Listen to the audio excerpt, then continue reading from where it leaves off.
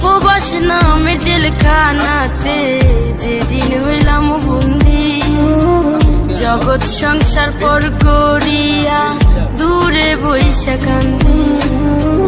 প্রবাস নামে জেলখানাতে যেদিন হইলাম বন্দি, জগৎ সংসার পর করিয়া দূরে বইসা কান্দি। মা বাপে